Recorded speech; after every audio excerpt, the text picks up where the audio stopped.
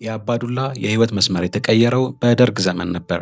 በወጣትነታቸው የደርግ መደበኛ ጦር ሰራዊት አባል በመሆን እስከ መቶ አለቅነት ማዕረግ ደርሰው የነበረ ቢሆንም በሰሜን ኢትዮጵያ በነበረው የእርስ በርስ ጦርነት ወቅት በህወሓት ተማረኩ።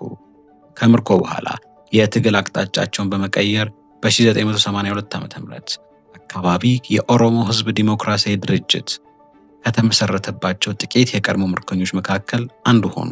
ይህም በኦሮሚያ ክልል የህወሓት ኢህአዴግን ተቀባይነት ለመገንባት የተነደፈ ስልታዊ ስራ ነበረ። ኢህአዴግ ስልጣን ከያዘ በኋላ አባዱላ በከፍተኛ ፍጥነት በውትድርናውና በፖለቲካ መዋቅር ውስጥ ወደ ላይ ወጡ። በሀገር መከላከያ ሰራዊት ውስጥ ኦፕሬሽን መምሪያ ኃላፊ በመሆን እስከ ሜጀር ጀነራልነት ማዕረግ ደርሰዋል። በኢትዮ ኤርትራ ጦርነት ወቅትም ትልቅ የሚሊተሪ ሚና ነበራቸው። በህወሓት ውስጥ መከፋፈል በተፈጠረበት ወቅት ለጠቅላይ ሚኒስትር መለስ ዜናዊ ታማኝነታቸውን በማሳየት የመከላከያ ሚኒስትር ሆኖ ተሾሙ። ወደ ክልል ፖለቲካ በመውረድ የኦሮሚያ ክልል ፕሬዝዳንት ሆኑ። በዚህ ጊዜ የኦሮሞን ባህል፣ ቋንቋ እና ተቃዋማዊ አቅምን በማጠናከር ረገድ በክልሉ ህዝብ ሰፊ ድጋፍና መሰረት መጣል ችለዋል። ለሁለት ተከታታይ ዘመናት የፓርላማ አፈ ጉባኤ በመሆን የሀገሪቱን ከፍተኛ የህግ አውጪ አካል መርተዋል።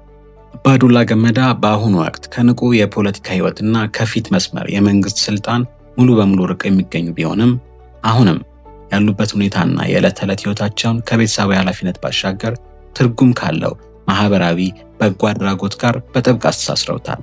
ለዚህ ደግሞ ዋነኛ ማሳያው ዲቦራ ፋውንዴሽን ነው። ስናጠቃልለው አባዱላ ገመዳ ከፖለቲካው ዓለም ጡረታ ከወጡ በኋላ ቀሪ ህይወታቸውን ሙሉ በሙሉ ወደ በጎ አድራጎትና ወደ ቤተሰባዊ ኃላፊነት አዙረዋል። የዲቦራ ፋውንዴሽን አባዱላን ከቀድሞ የጦር ጀነራልና የፖለቲካ ሰው ምስል ወደ ማህበራዊ ደጋፊና አባት የለወጣቸው ሲሆን አሁን ያሉበትን ሰላማዊና የተከበረ ህይወት ምዕራፍ የሚያሳይ ትልቅ ማሳያ ነው። እኛ ስለ አባዱላ ገመዳ ባጭሩ ይህናል።